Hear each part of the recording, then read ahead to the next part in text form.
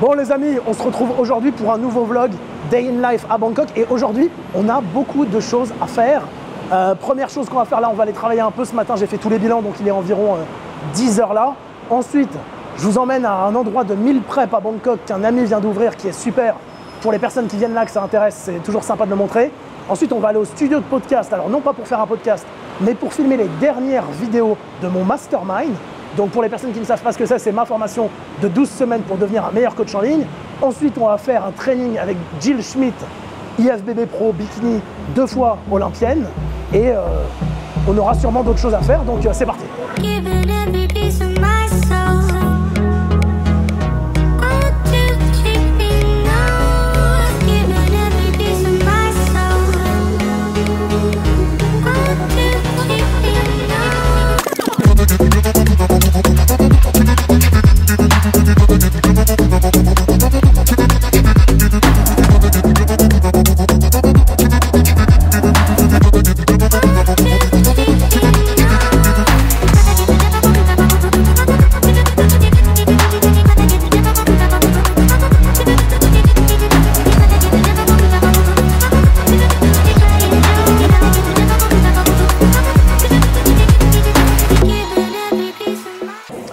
Bon, du coup, il me restait un programme à faire, donc là, c'est fait. Et là, je travaille sur les PowerPoint pour les présentations que je donnais tout à l'heure pour les vidéos du Mastermind. Là, cours sur les micronutriments. On voit en détail tous les micronutriments, vitamines, minéraux, les recommandations, comment les obtenir de par l'alimentation, comment faire les tests nécessaires pour savoir si on est déficient ou non.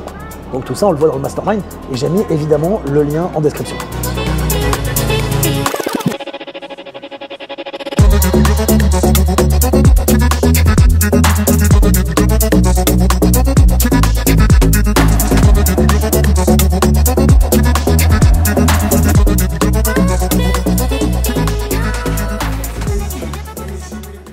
Bon, du coup là avec Flo on s'est posé pour manger les délicieux plats de Mint Grill.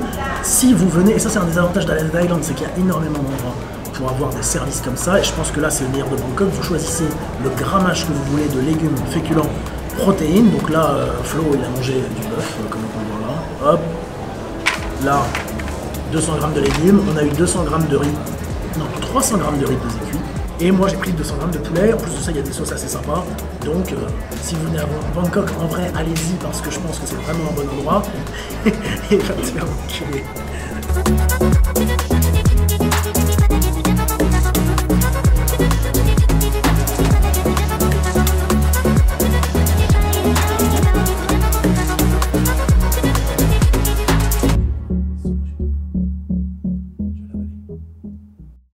Bon, et du coup, pour la séance d'aujourd'hui, je suis avec Jill Schmidt. Yeah, hi, I'm Jill Schmidt, IFBB Pro Bikini model. Voilà, IFBB Pro Bikini. Et, alors, je ne coach pas Jill, petite mention spéciale à Yassine Nassir qui la coach, mais de temps en temps, j'aide Jill pour ses entraînements qu'elle m'a demandé. Donc, c'est parti, on va faire une séance ischio-fessier.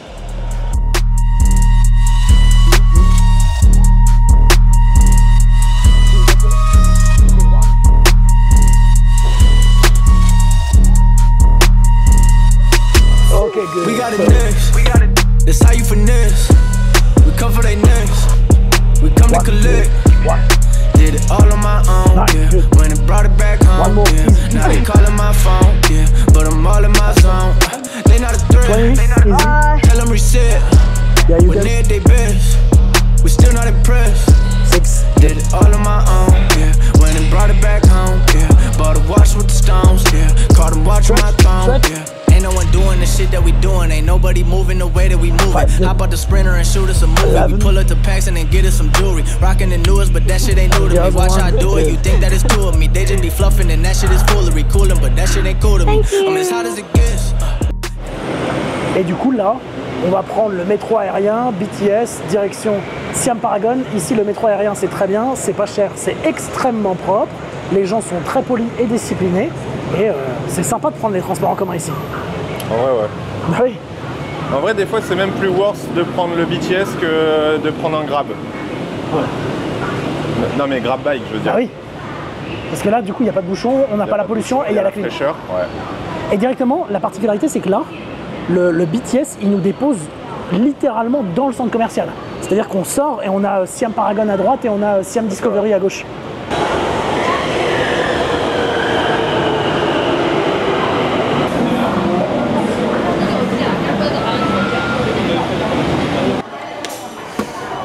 Du coup là, pause déjeuner à 15 h avec Florent. À Sushiro, on a acheté des choses pour l'appareil photo. On n'a pas acheté des choses pour l'appareil photo à Sushiro, non. Nous sommes à Sushiro pour se restaurer. Après avoir acheté des choses au magasin appareil photo. Et ensuite, je dois retourner travailler parce que cet après-midi, je dois voir la compétition de Naomi et un petit peu de travail. Yeah. I need to get warm. I'm cold. I'm not going to get a pump like this. Yeah, text me when you go there. And Okay. rest and yeah. Okay. You've got this. Okay? You've got it. You'll be top 9 for sure. Can only get better and better. Talk soon. Text me when you're there. Text me when you go there. Okay. Bye bye. Du coup, Naomi passe pour la compétition en fait non pas dans 30 minutes ou 35 minutes, mais je pense plus dans 1 heure dans la mesure où là, pour cette compétition pro, il y a également la catégorie fitness. Pour ceux qui ne savent pas, c'est la catégorie où il y a des figures de gymnastique en plus d'être jugées sur votre physique. Donc ça dure beaucoup plus longtemps parce que je crois qu'elles sont au moins 15. Donc je pense que Naomi passera vers 8h30 ou 9h du matin, heure pour elle. Et donc moi, ça sera 20h30, 21h ici. Et maintenant, du coup, vu qu'on a un petit peu de temps, on va pouvoir répondre aux questions que vous m'avez posées sur Instagram. J'ai sélectionné 5 questions parce que, encore une fois, j'ai pas envie de m'égarer trop et surtout de faire des questions qui vont vous intéresser. Florent, est-ce que je dois m'asseoir? Oui ou pas? Je peux séparer les questions en 2 thèmes. Il y a eu nutrition, il y a eu training. Ah non, il y a eu expatriation Thaïlande. Donc déjà, je vais traiter juste les questions nutrition. Première question, peut-on... bon, c'est une question qui revient très souvent. Peut-on prendre du muscle sans prendre de poids? La réponse, théoriquement, c'est oui. Parce que si, encore une fois, vous êtes en déficit calorique et que vous perdez du gras et que vous progressez à l'entraînement et que vous êtes, on va dire, considéré comme une population débutante, je pense qu'il est possible, et il est possible de prendre du muscle et du coup, vous ne prendrez pas spécialement de poids. Mais en réalité, c'est relativement rare, ou du moins... vous n'allez pas prendre 1 kg de muscle en un mois. Deuxième question par rapport à la nutrition. Peut-on répartir nos lipides sur la semaine comme les glucides? À ma connaissance, oui, ça serait possible. Après, je pense que c'est compliqué de faire des jours à 0 lipides. Et je ne sais pas si ça sera encore une fois le plus sain d'une manière globale, dans la mesure où on a besoin de lipides alors qu'on pourrait considérer qu'on n'a pas besoin de glucides, même si on en a besoin pour beaucoup de choses, mais vous comprenez l'idée. Donc j'irais dire que c'est possible. Est-ce que c'est quelque chose que j'irais faire? Potentiellement, dans certains contextes en préparation de compétition, où on doit énormément cycler les calories, je pense que ça peut être intéressant. Et après, j'ai eu 2 questions training, là que j'ai sélectionné, et 2 questions un peu plus sur la Thaïlande. Question training, c'est après combien de temps, après 0 muscu, commence-t-on à perdre du muscle? Je sais pas si, je pense que c'est très très compliqué de perdre réellement en masse musculaire. Peut-être que vous aurez des réserves de glycogène dans vos muscles, moins de rétention d'eau dans vos muscles, c'est sûrement possible. Perdre du muscle, je pense que ça prend un certain temps. Mais réellement des pertes, je pense, peut-être 3 semaines sans rien faire, vous allez peut-être perdre un petit peu de muscle, mais c'est quelque chose que vous allez regagner relativement rapidement. Là, pour le coup, j'ai pas d'études sous la main pour vous appuyer ça, mais si vous regardez, je pense que c'est à peu près ce qu'on viendrait vous indiquer. Autre question training, hip thrust, possible de bien travailler les ischios avec cet exo? Je ne pense pas que ce serait un exercice de prédilection pour travailler les ischios, et du moins je ne vois pas pourquoi, si on cherche à travailler ces ischios, pourquoi on irait faire du hip thrust. Et ensuite j'ai 2 questions que j'aimerais élaborer un petit peu plus. La première c'est sur la Thaïlande et la deuxième c'est sur moi. L'expatriation en Thaïlande, point d'interrogation, papier, démarches administratives, visa, etc. Alors, déjà ce qu'il faut savoir, je crois que je l'ai précisé dans une vidéo, la plupart des personnes que vous voyez en Thaïlande n'ont théoriquement pas le droit d'être là ou pas le droit d'être là longtemps. La plupart ont soit des visas de vacances touristes où ils ont le droit de rester là 2 à 3 mois, suivant la manière dont ils ont fait le visa, soit ils ont des faux visas d'éducation, c'est-à-dire qu'ils font semblant d'apprendre le thaï ou un visa Muay Thai et font semblant d'aller faire des cours de Muay Thai et restent en Thaïlande. Mais ils n'ont pas vraiment de droit en Thaïlande et souvent tentent faire croire qu'ils peuvent y vivre, mais ce n'est hélas pas le cas. Donc ça, c'est la première catégorie de personnes. Et ça, c'est si vous voulez, on va dire, rester en Thaïlande sur du court terme, plus pour des vacances, ou je ne sais pas, une sorte d'année sabbatique, mais qui ne serait pas une année, vous pourriez très bien faire ça. Il y a deux réels moyens de rester habité en Thaïlande. Il y a un nouveau moyen qui vient de sortir cette année, et il y a les moyens plus anciens.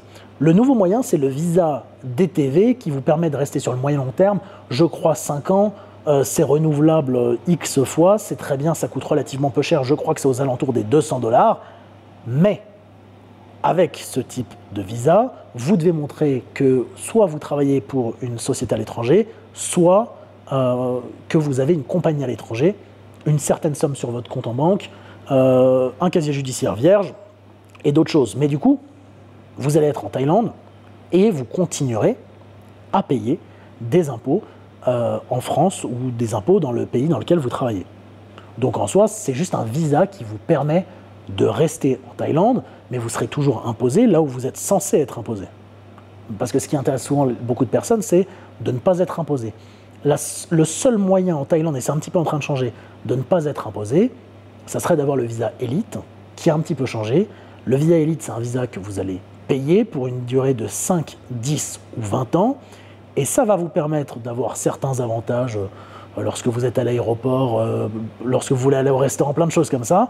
Ça va vous permettre surtout de rester légalement en Thaïlande, et ça vous permettra de ne pas payer d'impôts sur l'argent qui est rapatrié à ce qu'on appelle N+1. C'est-à-dire que l'argent que vous faites en 2019, si vous le mettez sur un compte Thaï en 2020 et que vous avez le visa élite jusqu'en 2024, vous n'étiez pas imposé dessus. C'est un petit peu en train de changer. Des conférences que j'ai vues, en réalité, c'est toujours possible pour les détenteurs de ce visa-là. Donc, par rapport du coup à cette question démarche administrative, visa, etc., c'est comme dans n'importe quel pays. Vous n'êtes pas obligé de rester dans le pays dans lequel vous êtes. Vous avez le droit à n'importe quel moment de changer. Et c'est souvent relativement simple. Mais pour la Thaïlande, pour rester sur du long terme, il y a deux réelles options. Le visa DTV petit 1 et le visa élite petit 2. Ou si vous ouvrez un commerce ici, mais encore une fois, pour ouvrir un commerce ou une entreprise ici, il faut collaborer avec des personnes thaï. Vous ne pouvez pas avoir 100% des parts de votre société, mais maximum 49. Ça, c'était la question un peu plus poussée. Et la dernière question, c'est comment est-ce que je vais et est-ce que je ne suis pas trop fatigué avec tous les projets que j'ai.